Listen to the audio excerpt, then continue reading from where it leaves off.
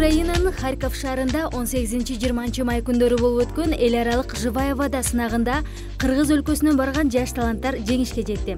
Бул тууралуу интернет баракчалардын бирине жаш ырчы Мыктыбек Нурланбеков билдирген. Жеңүүчүлөрдүн айтымына караганда, сынакка катышуу үчүн атайын Рафрета аталышындагы ансамбль түзүлүп, фестивалдын талабына ылайык украин жана грузин тилдеринде 2 чыгарма аткарылган. Бул конкурста 5 өлкө катышты. 5 өлкөдөн 40 катышуучу болду. Кытай элинен аябай күчтүү солистка болду. Андан тышкары дагы өзү Украина боюнча аябай күчтүү катышуучулар болду. Биз болсо ансамбль болуп, Рафрет ансамбль болуп, Чарівна Бойківчанка аттуу украинча бир ырдаганбыз. Ошону азыркы аткып берели анда. На полонину приходи весняний ранок, побачиш танці наших нижніх бойківчанок. Та тільки в очі не дивись, бо закохаєшся колись, і сон спокійний пропаде ночі і вдень. Та тільки в очі не дивись, бо закохаєшся колись, і сон спокійний пропаде ночі і вдень. Твоїх очей зоря ясна чарує хлопців, як весна, і в юне серце сипле жар, така краса. Дан-дана-дана-дана-дана-дан, дан-дана-дана-дана-дан, і в юне серце сипле жар, така краса. Живая вода сынагына Кытай, Молдова, Ливан, Украина жана Кыргызстандан барган 40 ырчы катышкан. Сынактын өз-өзүнчө ырдоо боюнча өткөрүлгөн бөлүгүндө ансамблдын мүчөлөрү катышып, 21 жаштан 40 жашка чейинки бөлүктө Мыктыбек Нурланбеков жана Атай Балбаковдор 1-орунга татыган. 20 жашка чейинки бөлүктө Айбек кызы Тамгагүл 1-орунду ээлесе, 21 жаштан 40 жашка чейинкилер арасында Биназир Аблаева 2-орунду камсыздаган. Сынактын талабы аябай жогорку талапта сынак болду. Анткени 5 мамлекет катышты. Кытай, Кыргызстан, Украина, Молдова жана ошондой Ливан өлкөлөрүнөн жалпысынан 40 катышуучу катышты. Алар болсо 3 категорияда жарыштык. 16 жаштан 20 жашка чейинки, 21 жаштан 50 жашка чейинки жана ошондой эле ансамбль болуп 3 категория болчу. 20 жашка чейинки категорияда биздин Тамгагүл деген сулуубуз 1-орунду алды.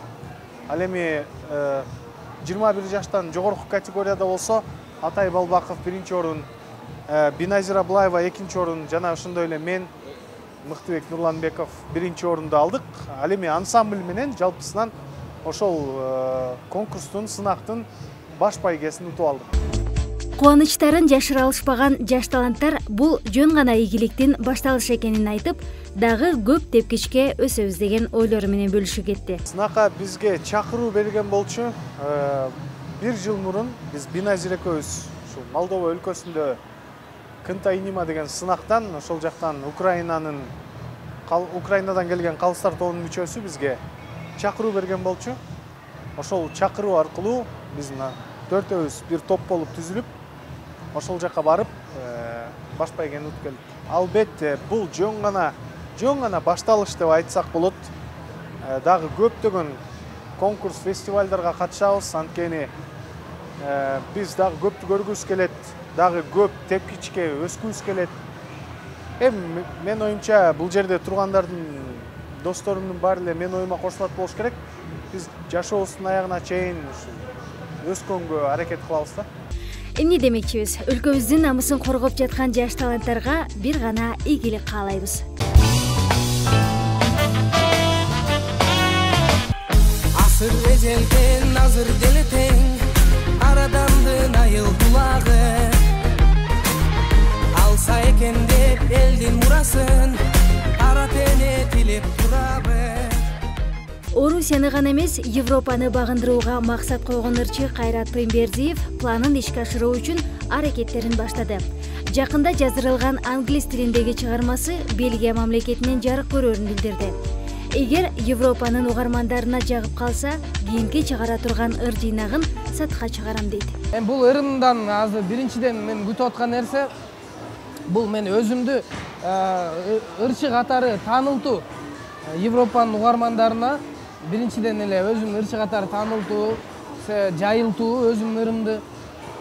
Альбом эгерде биринчи ырым ийгиликтүү болуп, Кудайым буйрса, жакшы таанылып, баягы элдер Европанын угармандары жакшы көрүп угуп, телефондоруна көчүрүп уга турган болуп баштаса, анда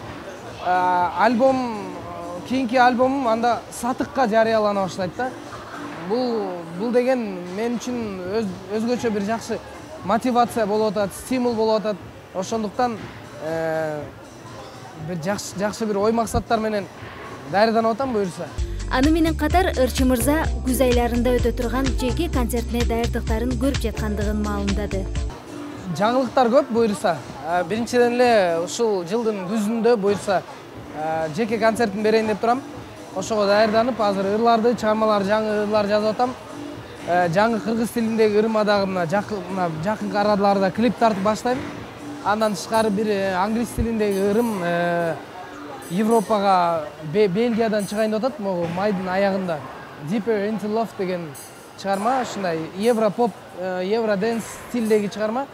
Анан ошол ырым буйрса чыгып баштагай турган болсо, ошо англоязычный эле, англис тилиндеги жалпы эле альбом бир 10 ыр кылып жазып туруп, анан ошо Европадан чыгарайын деп атам, Кудай буйрса.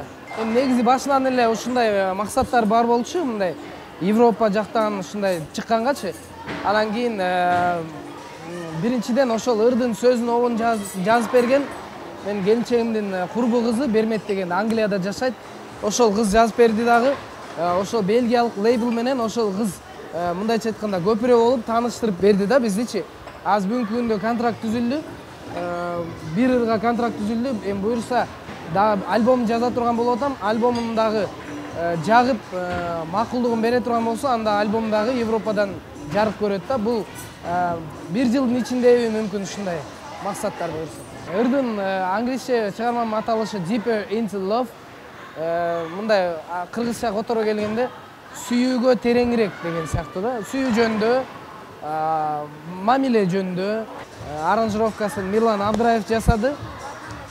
Үн жаздыруусун Эка Рекордс бияктагы студиядан жасадык.